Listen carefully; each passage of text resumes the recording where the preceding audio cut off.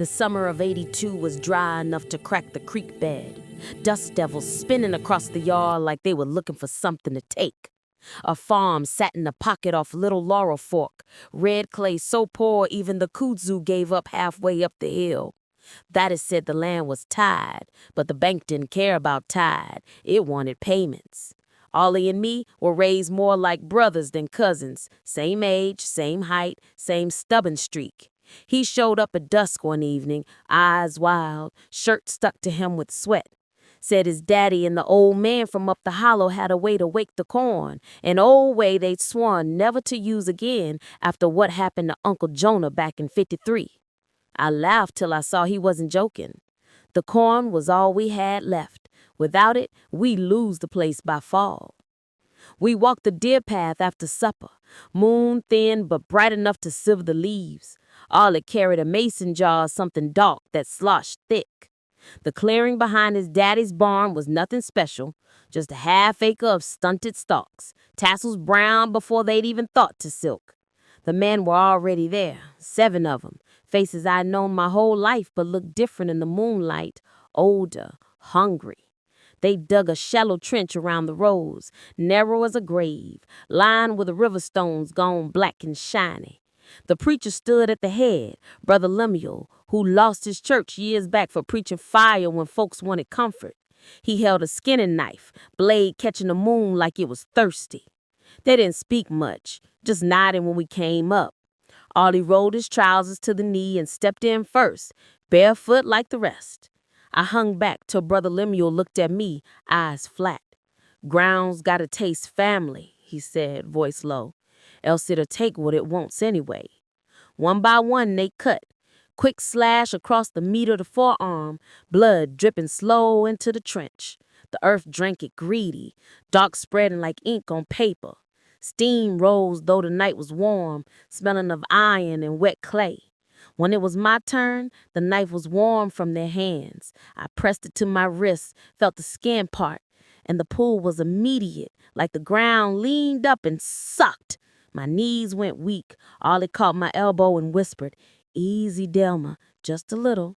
We stood there till the jar was empty, too. Whatever was in it, thicker than blood, poured slow along the rows. Brother Lemuel spoke words I didn't know, old and rolling, sounding like creek water over stones. Then it was done.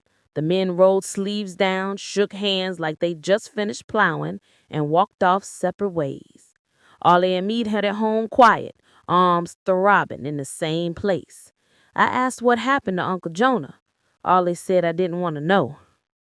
Next morning, the corn had changed. Stalks stood taller than the barn roof, leaves so green they looked wet. Ears hung heavy, husks red as fresh liver. Daddy walked the rows slack-jawed, fingers brushing his silk like it might bite. We harvested early, blades singing through the stalks, juice running red down our wrists. The kernels were dark, almost purple, sweet at first, then metallic on the tongue. We filled the crib to bursting, sold the surplus in town for triple what any corn had ever brought. Banknote got paid, lights stayed on, and nobody spoke of the trench. Ollie didn't come to supper the first night. His mama said he was tired, sleeping it off. The second morning, his overalls lay folded neat between the rows, boots side by side like he'd stepped out of them polite. We searched the woods, the creek, the old mine shafts. Nothing. Just the corn standing silent, swaying though there was no wind. That winter, we ground the kernels fine, baked cornbread that tasted of iron, no matter how much soda we added. Daddy took sick slow, cough first, then blood in the sink, then bedbound. Doctors in Knoxville said anemia, wrote scripts we filled but never helped. I left the farm when Daddy died, took what little money the corn had brought and moved down the ash field, got work pouring concrete, thought distance would scrub the taste from my mouth. It didn't. Every spring the smell comes back, green stalks and warm blood, and I wake with clay under my nails though I live on the 3rd floor of an apartment with no yard. Some nights I dream I'm back in the rows, barefoot again, and the corn leans close, whispering Ollie's name with my own voice. The ears hang heavy, husk peeling back slow to show teeth instead of kernels, red and wet. Last time I went home, the farm was grown over, barn roof caved in, house sagging, but the clearing was cream, rolled straight as ever, stalks taller than memory, leaves whispering though the air was still. I walked between them careful, boots sinking in soft earth. Found all these overalls in the same spot, faded now, but folded exact, boots side by side like he'd stepped out of them polite. Something moved at the edge of my eye. Tall, thin, wearing all his face but older, skin green tinged and eyes the color of corn silk. It didn't speak, just watched while the wind rose sudden and the stalks closed behind me. I ran till my lungs burned, didn't stop till the road. I still taste iron when I chew. Doctors say I'm anemic too, write the same scripts. Some mornings I find a single red kernel on my pillow, perfect and warm.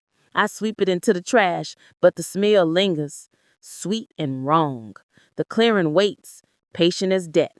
I know one of these springs I'll walk back up the hollow, barefoot, sleeves rolled, ready to give what little I have left so the corn can drink again.